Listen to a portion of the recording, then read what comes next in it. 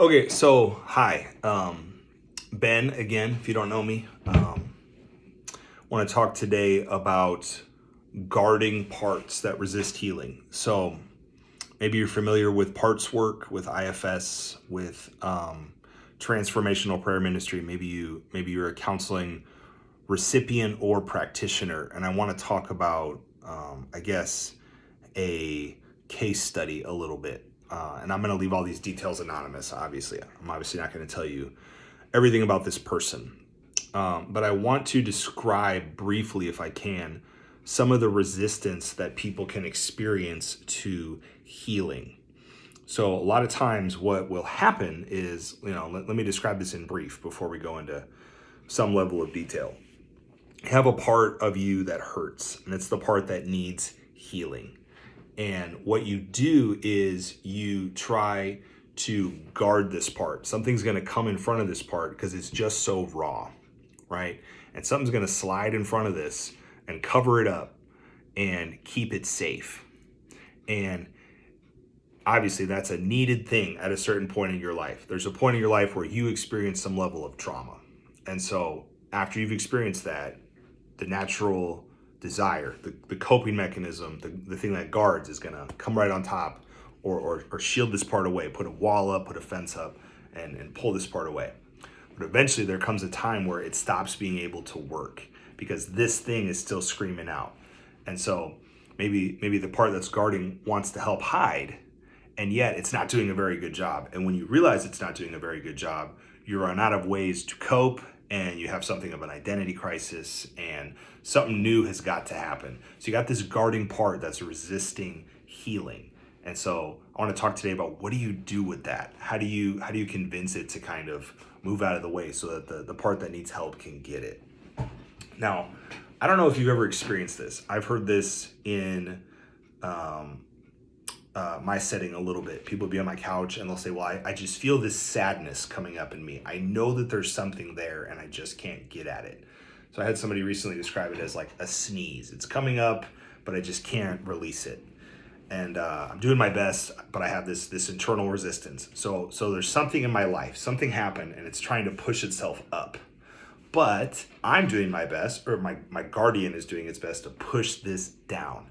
And for a long time, the pushing down has won. And now it's not working anymore. So this thing is coming up and I can't get rid of it. I can't deny that this thing is there. So it's like an itch that I want to scratch, or it's like my body, if you can imagine, it's like I'm trying to sneeze, but I just can't sneeze yet. So this shows up for people all kind of ways. So this may be like a sadness that's coming up. It could be an anger. It could be this feeling of injustice. It could be this feeling of feeling humiliated. Who knows what it is, but something has been covered for too long. And the funny thing about it, if you cover this thing up, it only gets bigger. There's like this myth of neutrality. If I just try to sweep this thing under the rug and ignore it, it'll just, at the very least, it'll stay the same. Maybe it'll get better, but it never gets better. It only gets worse. So the more you ignore something that is really painful, the more it's just going to increase, and it's more powerful than your ability to guard it. And so it's a trauma, it's a hurt that must have its reckoning. It must have its day. And so eventually it'll come up, it'll spill out sideways. And so anyway, I know somebody who had that. There's many people who have it, but I'm thinking of one guy in particular who feels this thing coming up, and it comes up in a very particular set of circumstances. It comes up for him in some of his interactions at work, or some of his interactions with other relationships he has, friends, family, and it feels like an accusation. What is that? It's this accusation, and it's this identity lie. It always is. It's something, it's a voice that is speaking to him, and it is speaking an accusation. And it is doing its best to accuse him and get him to back up and stay in a corner. And eventually he cannot escape. It is right there. No matter, despite his best attempts to say, well, that voice is, he's trying to invalidate the voice, right? This thing is accusing me. It's saying, oh, you're worthless. You're garbage, right? This thing is trying to sneak up, slither up into his conscious mind and accuse him. And he's doing his best to push it away, to get away from it, to hide from it, to fight back against it. None of it works. So eventually he is in the corner. He can't move, and he's like, all right, well, I'm doing my best to hide, and I can't. And maybe, despite my best efforts, I can't get away from this thing, and this voice is just going to accuse me. Yeah, I'm worthless. That's like one of the worst feelings that people can ever deal with. If you help people get to the bottom of their stuff, what's down there is usually one of two things: alone or worthless. A lot of times, maybe both. So imagine that. Something is accusing you. The voice in your own head is telling you you're garbage, you're worthless, and you just can't escape from it. And so in a perfect world, what you're trying to do is this is the part that's been covered, right? That's what we talked about. And this part of you, this part that feels worthless, needs healing. Now, in my practice, I would have Jesus come and talk to this part. And my context is Christian counseling, but a lot of people have a different context. Well, whatever God you believe in has got to talk to this part. Your higher self has got to talk to this part. The light has got to talk to this part. Whatever it is. But I'm a Christian. My counseling I do is Christian. Jesus has to talk to this part of you. And how does Jesus feel? Well, this worthless part feels like, man, did Jesus make a mistake? It's not that this part became worthless. It was created to be worthless. Like, that feeling is entrenched. It's just so deep. And how does this worthless part feel about Jesus? Well, Christ means well, but he can't actually help me. I'm beyond helping. And so that's this part that's so raw. We need to help this part by giving it a new identity. It needs to transform. It needs to hear that, no, you're worth something. You have a redeeming quality. You are not just garbage. You are a human being with dignity, right? So you'd think that would be a simple process. Here's something that's hurting, bring healing to it, you're done. But there's something in the way. And the thing that's in the way for a lot of people is shame. You may feel incredible shame. Because what does this part of you want? This part of you that's worthless wants to hide. Well, if I am garbage, well, then I don't want to have to interact with anybody. I don't want to have to be reminded of that. I'm just going to be a fly on the wall. I'm just going to be some basement dweller. I'm just going to have this quiet life of desperation where I don't ever have to make my need known, and so I don't ever have to be needy, and so I don't ever have to feel that accusation. I just want to hide. And so that shame, what does that shame want? That shame would like its hand held. Yes, it needs some compassion. Yes, you're okay, you're good, right? And so how does this shame help the part of you that's worthless?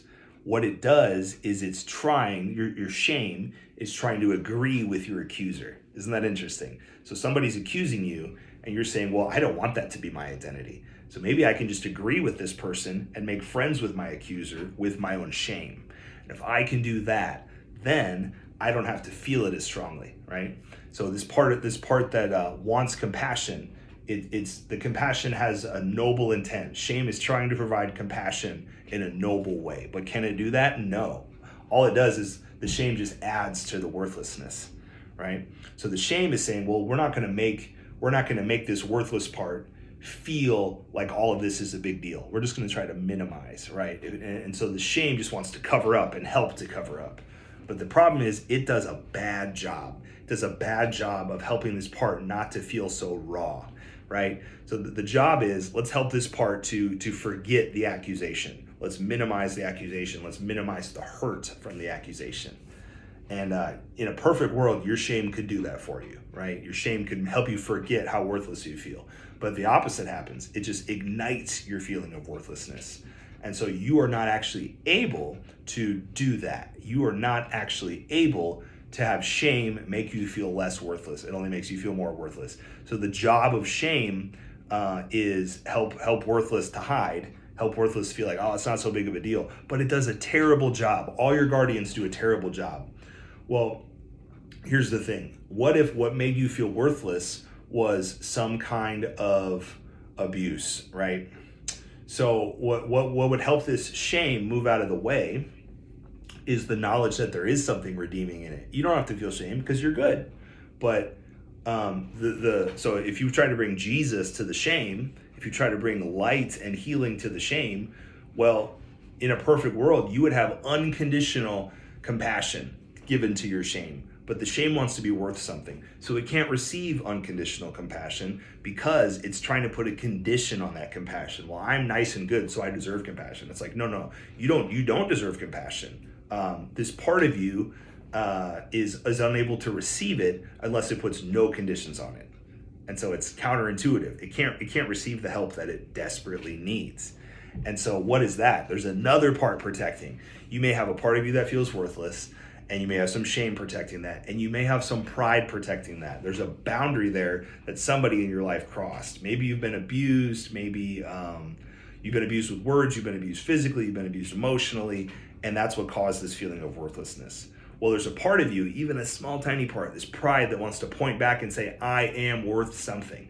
And some people are able to do that in a small way. Some people are able to do that in a big way.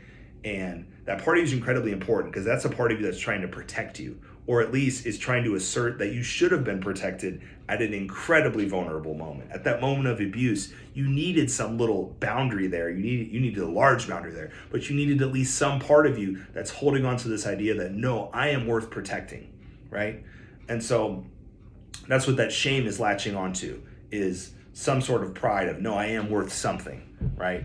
So there's this little smug part of you maybe that's like, you guys don't know, you don't get to accuse me. It's an accuser pointing back at the accusation, right?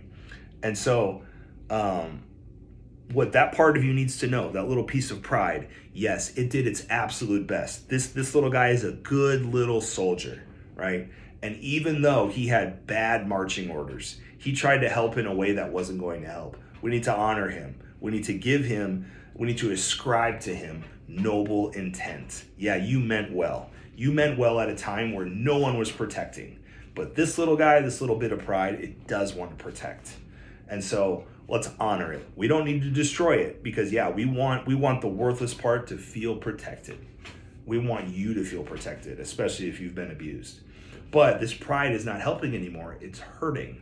Why is it hurting? Because it can't let healing in. It can't let something good in. So how do we convince it to step aside?